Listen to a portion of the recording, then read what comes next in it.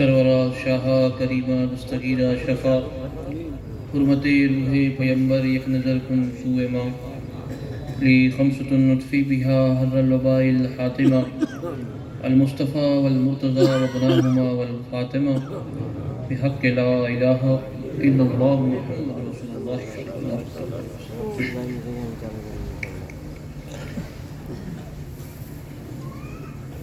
الحمدللہ الحمدللہ الذی عبد الافلاک والاردین والصلاة والسلام علی من کان نبیا وآدم بین الماء والتین وعلی آلہ واصحابہ اجمعین، اما بعد فاعوذ باللہ من الشیطان الرجیم، بسم اللہ الرحمن الرحیم۔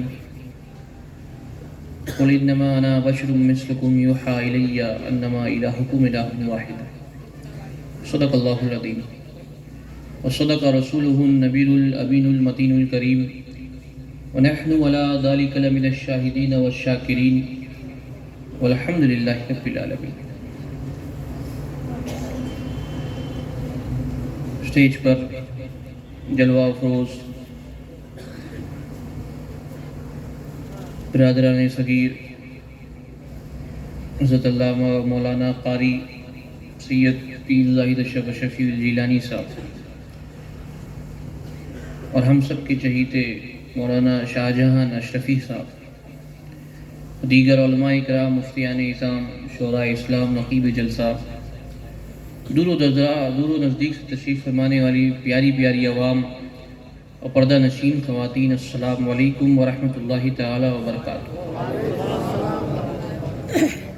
آئیے کچھ بھی سننے سنانے سے پہلے ہم اور آپ مل کر بارگاہ بے کس پناہ حضور پر نور سرور عالم نور مجسم احمدی مجتبیٰ محمد مصطفیٰ صلی اللہ تعالیٰ علیہ وسلم کی بارگاہ اقدس میں جھوم جھوم کے ہدیہ درود پاک کا نذرانہ پیش کریں۔ پڑھیے بآواز بلند، اللہم صلی علی سیدنا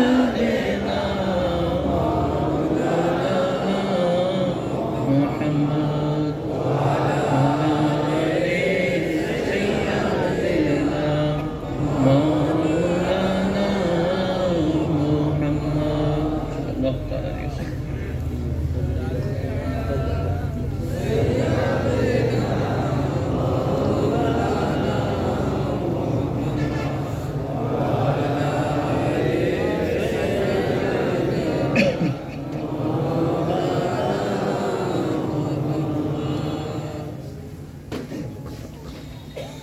سب سے پہلے تو میں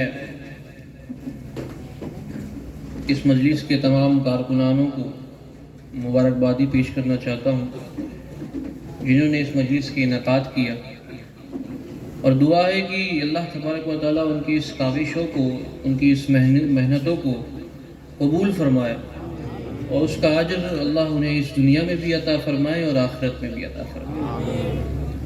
بہرحال میں کوئی مقرر نہیں ہوں،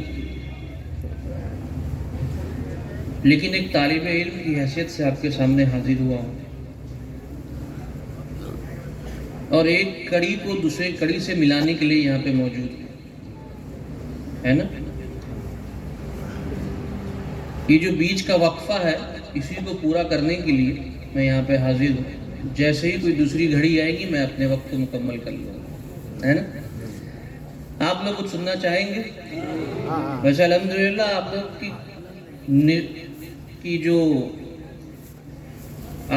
کی جو کیا کہتے ہیں اچھا جو ہے، الفاظ ہی نہیں ہے۔ آپ لوگوں کا نصیب بھی بڑا بلند ہے، کیونکہ آج آپ لوگ تین نہیں بلکہ انشاءاللہ 5 آل رسول کی زیارت کریں گے، اور اسے بھی یادگار ہی سمجھیے گا کہ شہزادہ حضور تاج الاولیاء بھی مصر سے سیدھے یہیں آ رہے ہیں۔ یہ ہم لوگ کی خوش نصیبی۔ بہرحال جب تک وہ آتے ہیں تب تک آپ میرے ساتھ جڑے رہیے، تاکہ یہ کڑی سے کڑی ملتی رہے۔ سوالی بن کے آتے ہیں سوالی بن کے آتے ہیں اور مرادیں لے کے جاتے ہیں. سوالی بن کے آتے ہیں مرادیں لے کے جاتے ہیں. یہ وہ در ہے جہاں بگڑے مقدر جگمگاتے ہیں.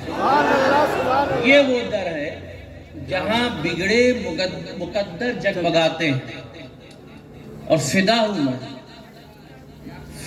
میں اشرف الاولیاء پر. فدا ہوں میں تاج الاولیاء پر، گر ہی نہیں سکتا ہے نا.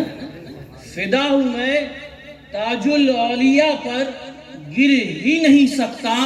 وہ بڑھ کر تھام لیتے ہیں قدم جب ڈگمگاتے ہیں. بڑھ کر تھام لیتے ہیں قدم جب ڈگمگاتے ہیں. اور اے عزت کے طلبگاروں، اے عزت کے طلبگاروں، یہ دربار اشرف ہے. اے عزت کے طلبگاروں، یہ دربار اشرف ہے. یہاں شہنشاہ زماں بھی جھاڑو لگاتے ہیں. یہاں شہنشاہ زماں بھی جھاڑو لگاتے ہیں. اور یہ ایک شعر ہے. یہ شعر میں اکثر اپنی بات کو شروع کرنے سے پہلے کہتا ہوں، اور اس شعر کے اوپر جیسے آپ کا ریاکشن ہوگا ویسے ہی میں اپنی باتوں کو آگے بڑھاؤں گا. اور جو بھی عاشق ہوگا وہ یہ شعر سننے کے بعد چپ نہیں رہے گا، ہے نا. کہ پہلے میں مشکلوں میں تھا، پہلے میں مشکلوں میں تھا، اب مشکلوں میں. پہلے میں مشکلوں میں تھا، اب مشکلوں میں ہے. کیسے بدلا یہ منظر یا علی کہنے کے بعد.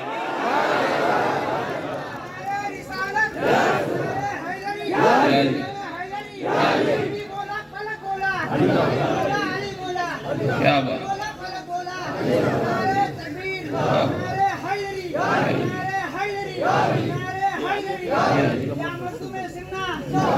ماشاء اللہ. پہلے میں مشکلوں میں تھا، اب مشکلوں میں ہے. کیسے بدلا یہ منظر یا علی کہنے کے بعد. ہم سب کون ہیں؟ ہم سب اہل سنت والجماعت ہیں. اور ہر سنی علی والا. ارے ہم علی والے ہیں، خدا کی قسم بڑے نصیب والے. خدا کی قسم بڑے نصیب والے. بہرحال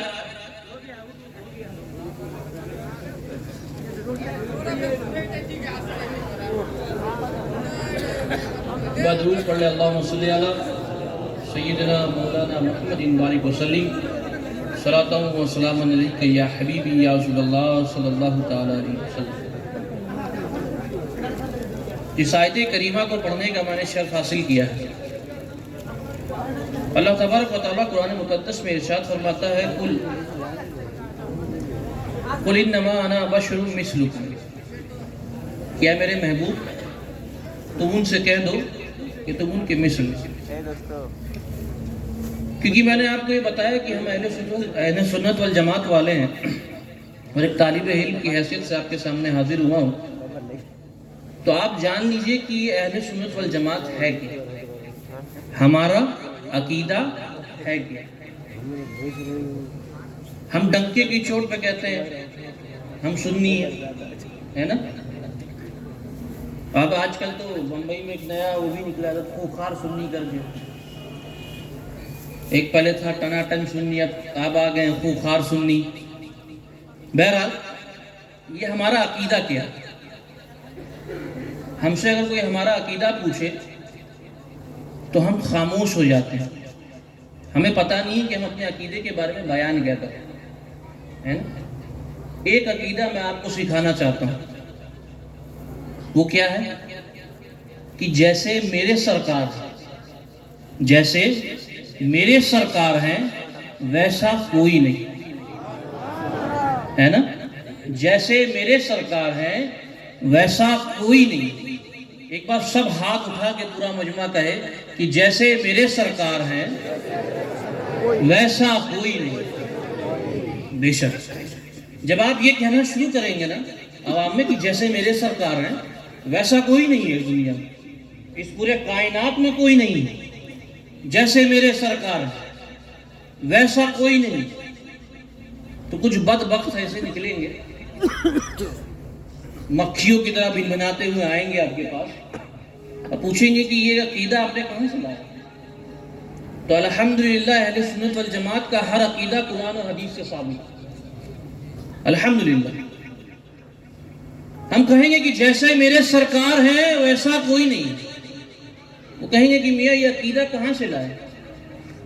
وہ کہیں گے کہ ہمارا بھی عقیدہ ہے پر ہمارا عقیدہ یہ نہیں ہے کہ جیسے میرے سرکار ہیں ویسا کوئی نہیں, کیونکہ ان کے نزدیک سرکار بھی ویسے ہیں جیسے وہ خود ہیں.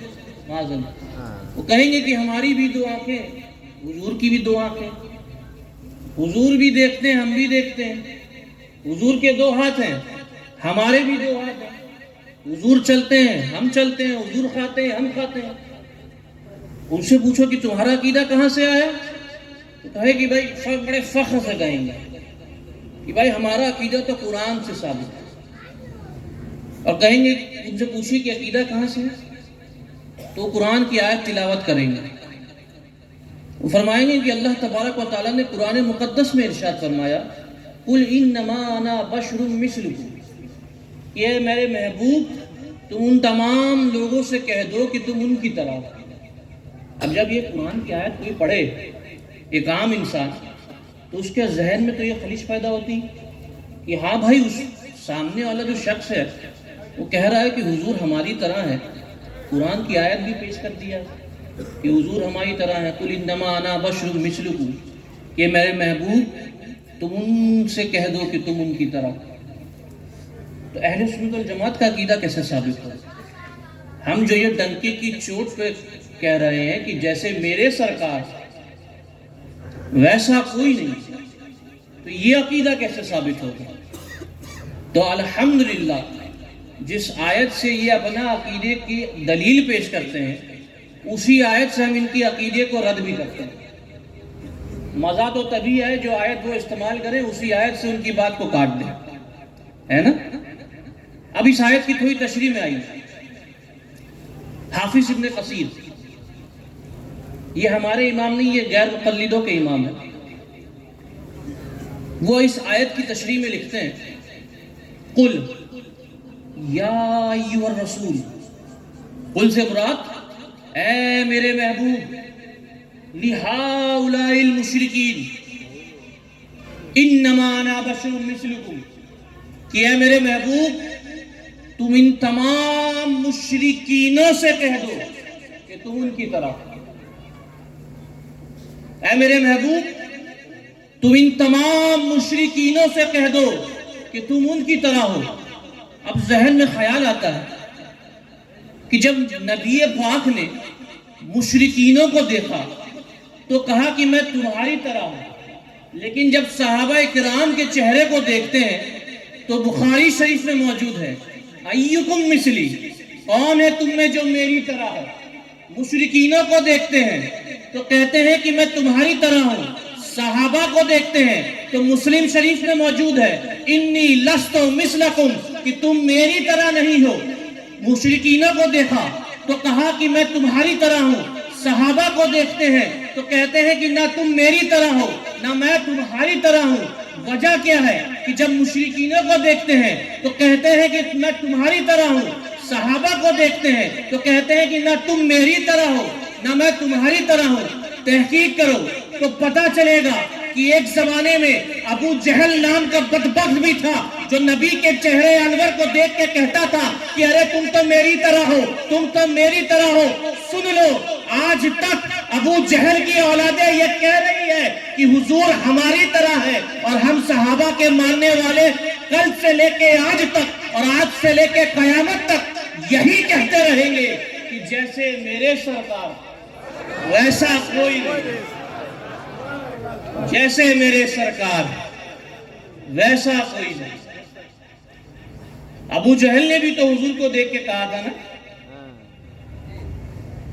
تو آج تک ابو جہل کی اولادیں یہ کہہ رہی ہیں کہ حضور ہماری طرح ہے، اور ہم صحابہ کے ماننے والے کل سے لے کے قیامت تک یہی کہتے رہیں گے کہ جیسے میرے سرکار ویسا کوئی نہیں.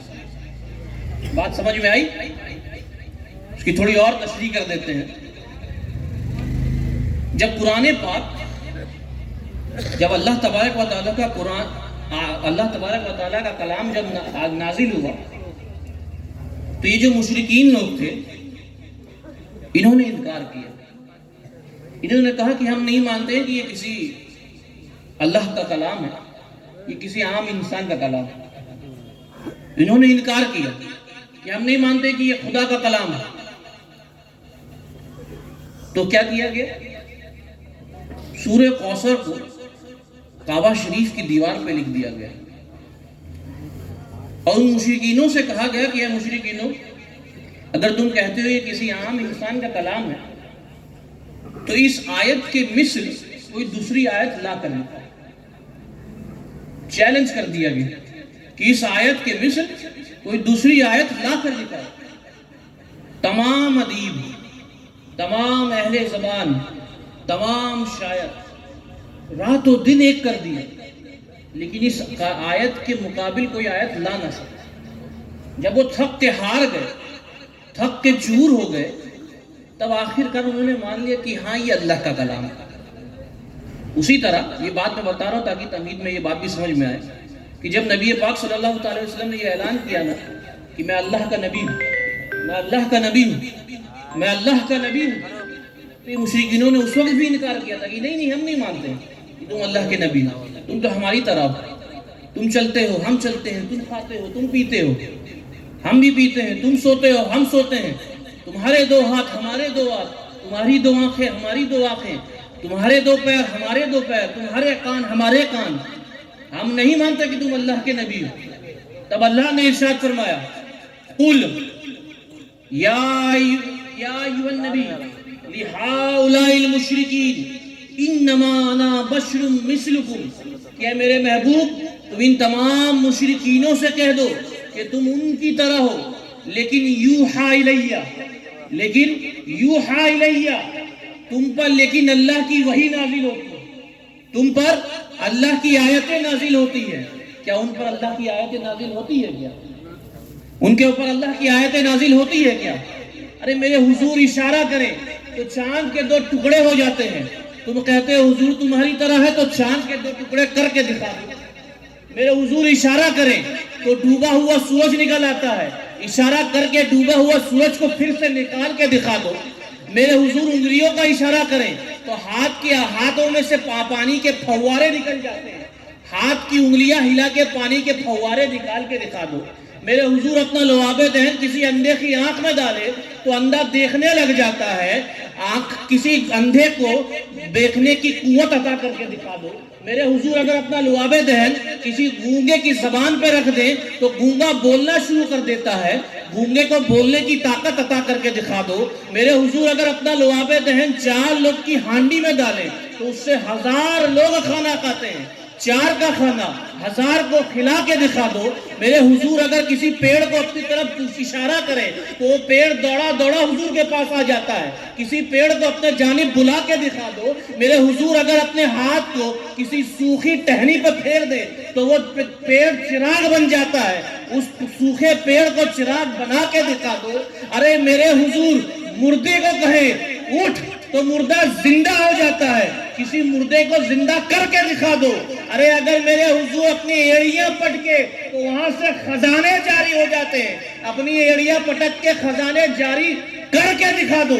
اگر ایسا کر سکتے ہو تو کہو کہ حضور ہماری طرح ہے، ورنہ مان لو کہ جیسے میرے سرکار ہے ویسا کوئی نہیں. میں یہ بات ڈنکے کی چوٹ پہ کہتا ہوں کہ اللہ کی تمام مخلوقوں کو جمع کر دو، اللہ کی تمام مخلوقوں کو جمع کر دو، لیکن کوئی بھی میرے مصطفیٰ کی پاؤں کی ایڑی کے برابر نہیں ہو سکتا. کیونکہ جیسے میرے سرکار جیسے میرے سرکار ویسا کوئی نہیں. پوری کائنات کی تمام مخلوقوں کو جمع کر دو، پوری کائنات کی، لیکن کوئی بھی میرے مصطفیٰ کے پاؤں کی ایڑی سے نکلنے والی دھول کے برابر بھی نہیں ہو سکتا. کہتے ہیں کہ حضور ہماری طرح ہے. اب اگر کہیں تو کہنا چاند کے ٹکڑے کر کے دکھاؤ. کہتے ہیں حضور ہماری طرح ہے. سوکھا پیڑ کی ٹہنی لا کے دے دینا، بولے اس کو چراغ بنا کے دکھا دو. ایڑی پٹکو، خزانہ نکال کے دکھا دو. انگلیاں ہلاؤ، پانی کے جھرنے نکال کے دکھا دو. اگر ایسا کر سکتے ہو تو کہو کہ حضور ہماری طرح، ورنہ بھاگ جاؤ یا مان لو کہ جیسے میرے سرکار ویسا کوئی. بہرحال بات کو تھوڑا اور آگے بڑھائیں. ہم سب کے گھر میں ایک بہت ہی پیاری سی کتاب ہے جس کا نام ہے قرآن شریف، جو بڑے افسوس کے ساتھ مجھے کہنا پڑتا ہے کہ ہمارے گھروں میں کنارے کی طرف پڑی رہتی ہے، اس پہ دھول پڑ گیا ہے نا.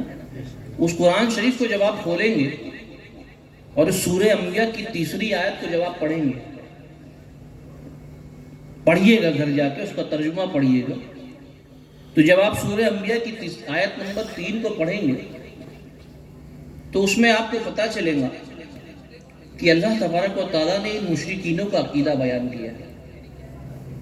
ان مشرکینوں کا عقیدہ کیا ہے کہ جب یہ اپنی جماعت میں، اپنی محفل میں ایک ساتھ بیٹھتے ہیں، جب اپنے آس پاس کے لوگ اپنے ساتھیوں کے ساتھ بیٹھتے ہیں تو یہ کانا پھوسی کرتے ہیں. کانا پھوسی کیا؟ ایک دوسرے کے کان میں چیمہ گوئی، وسپر کرنا ہے نا. غیبت کرتے ہیں. کیا کہتے ہیں کہ حضور ہماری طرح. اب پڑھیے، اس میں درج ہوگا، آیت کا ترجمے میں یہ ہے کہ حضور ہماری طرح ہے. اپنی محفل میں جب مشرکین بیٹھتے ہیں تو یہی بات کرتے ہیں، کانا پھوسی کرتے ہیں کہ حضور ہماری طرح ہے، حضور ہماری طرح ہے. لیکن جب آپ سورہ بقرہ کی آیت نمبر 173 کو 173 کو کھولیں گے، ٹھیک ہے، تو اس میں آپ کو مسلمانوں کا عقیدہ بھی پتہ چلے گا، اہل سنت والجماعت کا بھی عقیدہ پتہ چلے گا. اور وہ عقیدہ کیا ہے کہ مسلمانوں کا عقیدہ وہی ہے جو صحابہ کا عقیدہ ہے. جو عقیدہ صحابہ کا ہے وہی عقیدہ مسلمانوں کا. اور مشرکینوں کا عقیدہ کیا ہے کہ حضور ہماری طرح ہے، حضور ہماری طرح ہے، حضور ہماری طرح ہے. تو سنو، جب یہ بات پھیلنے لگی نا اس زمانے میں، جب مشرکین نے ڈنکے کی چوٹ پہ اعلان کرنا شروع کیا، ہم نہیں مانتے حضور ہماری طرح ہے، حضور ہماری طرح ہے، ہم نہیں مانتے کہ مصطفیٰ اللہ کے نبی ہے، حضور ہماری طرح ہے، تو یہ بات میرے جد امجد مولا علی مشکل کشا تک پہنچتی ہے. آپ جلال میں آتے ہیں، مشرکینوں کے خیمے میں جا کے ان کو للکاتے ہیں اور کہتے ہیں کہ اے مشرکینوں سنو، لمرا قبلہ ولا بعدہ مثلہ یا رسول اللہ. مشرکینوں تم کہتے ہو کہ حضور تمہاری طرح ہے، ارے سن لو، آج تک آمینہ کے لال جیسا کسی کا لال آیا نہیں ہے، اور کل قیامت تک فاطمہ کے بابا جیسا کسی کا بابا آ نہیں سکتا. گویا میرے جد امجد بھی اس زمانے میں یہی کہہ رہے تھے کہ مشرکینوں سن لو، جیسے میرے سرکار ایسا کوئی نہیں، جیسے میرے سرکار ویسا کوئی نہیں. تو ہم مسلمانوں کا عقیدہ وہی ہے جو صحابہ کا عقیدہ ہے.